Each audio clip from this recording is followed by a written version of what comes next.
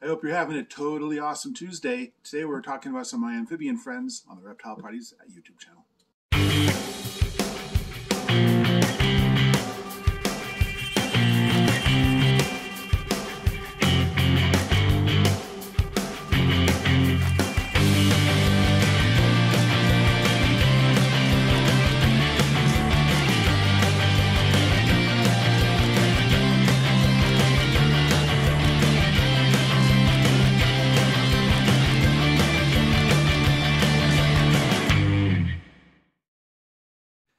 Hey everybody, it's Tuesday. You know what that means? It means it's another edition of our YouTube channel videos here for Reptile Parties based in Calgary, Alberta. And this week I'm going to talk about a couple of my toads. I have 3 different species of toads. I don't have as many toads as I do frogs, but the ones I have are pretty cool. And I want to talk about my big guys because they're actually pretty neat and not as common as sort of some of the other toads that are caught. And so both of the toads I'm going to show you today are actually from South America. This is the smooth toad. They're found in the Amazon as well as the Guyana region. And they get their name because of the lack of significant warts. They still kind of have rough skin, but compared to a lot of other toads, especially on the side, they are very smooth. So that is the name. And you can see that he is a big toad. So these guys, the males get about 5 to 6 inches. The females get about 6 to 7 inches. There are reports that there's some of the girls that have been really large, over 10 inches, but that's not particularly common, and I haven't found anything that actually clarifies or any pictures of one that's actually that big. Now, a main difference between frogs and toads. Toads are technically frogs as well, but there are a few kind of differences between the families. Frogs live in a bunch of different environments. There are tree frogs, there are frogs that are completely aquatic. Most toads are terrestrial. There's a couple of species that are aquatic, but for the most part, these guys are going to be found on the ground, underground, other than during breeding season, will converge on bodies of water, whether they're temporary or permanent, to breed and lay their eggs. And the smooth toads, they can be very loud. The males call, this applies to pretty much all toads, especially the other toad we're going to see. And so they call out to attract a female, they mate, and these guys the females can lay thousands of eggs. So the eggs hatch, they're tadpoles, and they develop back legs, front legs, and turn into a toadlet. So right behind his eyes here, he does have poison glands. We are going to talk about that a bit with our next toad. But these guys are so cool. The interesting thing about kind of the bigger toads is they do seem to kind of look at you, like they'll watch you, they respond to you, which a lot of amphibians don't. These guys do tend to be a bit more active during the day as well than a lot of other amphibians. So, with my tree frogs, they're pretty much up against the side of the enclosure, sleeping during the day, and at night they're active and they're croaking and calling, whereas these guys, I'll see them sitting in their water dish or climbing around or grabbing their bugs pretty much anytime. So being insectivores, these guys are going to eat bugs that are crawling on the ground. I have superworms and hornworms here, so a caterpillar and a beetle larva, and we're going to see if we can get our little smooth toad friend here to have himself some dinner.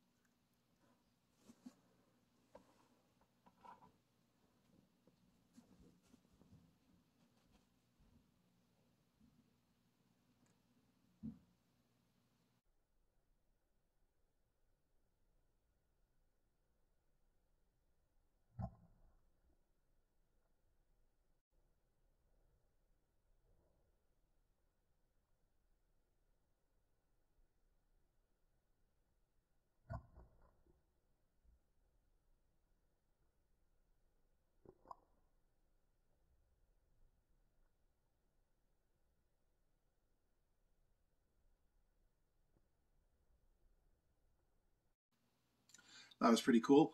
Slowed that down a bit to take a look and see how, because it's so quick. But through the magic of editing and technology, we've slowed it down so you can kind of see how the toad eats. But this isn't my only giant toad, so let's now meet one of my other toads, the Rococo toad. Up next, I have South America's Rococo toad, also found in the Amazon. These guys are actually cousins to the cane toad, which is a toad species that has become problematic around the world because they have been taken out of South America and introduced to places like Australia, Hawaii, Florida. And the issue with the cane toad is they are lethally toxic. So predators try to eat them, even people's cats and dogs have died from trying to eat a cane toad. The Rococo toad, you can see right behind its eyes, as well as on its back legs, it does have very prominent poison glands. So they feel threatened, they'll secrete a toxin from those glands, and it stands out against their darker skin and is a warning, leave me alone, I can make you sick. These guys are not as toxic as the cane toad, but they could make something quite sick. They also will do what he's been doing. He will inflate his body, try and make himself look bigger and intimidating and threatening to something that is potentially a threat. Again, since they don't live in trees and stuff like that, they're not going to be catching flies and stuff, but they do eat ground crawling bugs. And one of the things he likes to eat is hornworms. So we're going to see, even though he's being kind of defensive, so then, if he will eat a hornworm for us.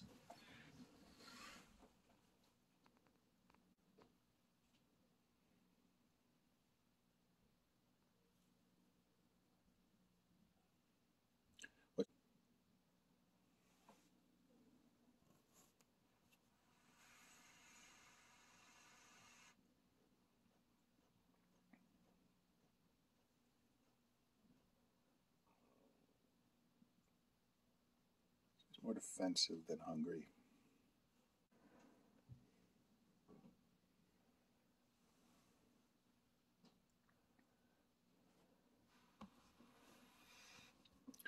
So this is that defensive behavior I was talking about, making himself look bigger, arching up.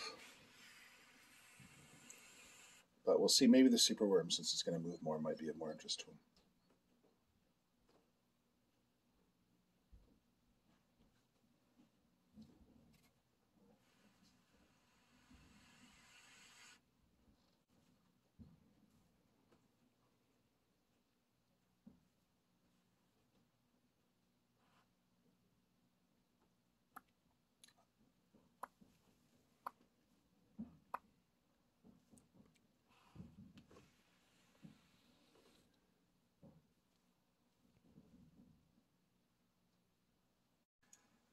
Well, that did not go well.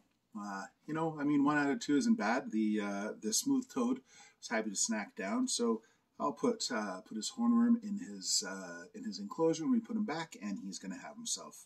I'm sure he'll grab himself his food when he is a little more comfortable and not feeling like I'm going to eat him.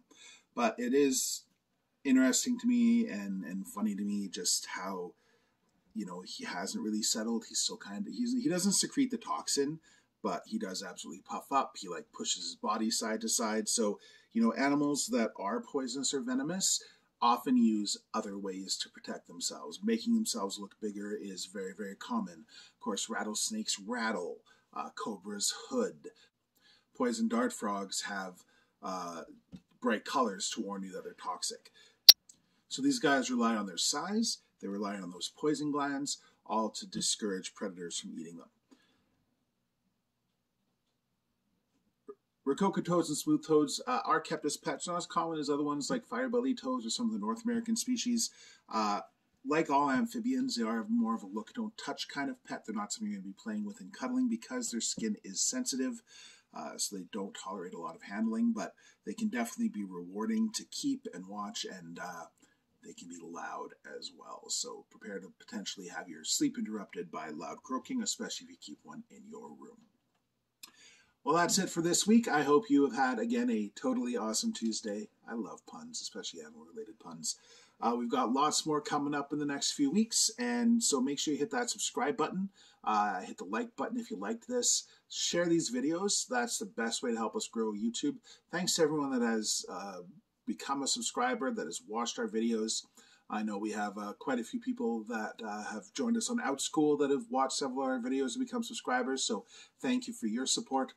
Check down below for info on our Patreon, for info on our virtual classes. If you're in Calgary, we have summer camps coming up this summer and lots more of in person, and we're working on some big projects around here. So YouTube and our Patreon are going to be the first people to find out all this cool information. So make sure you subscribe. It's going to be the first to hear because we got a lot that's coming up. Thanks again, and we'll see you next time.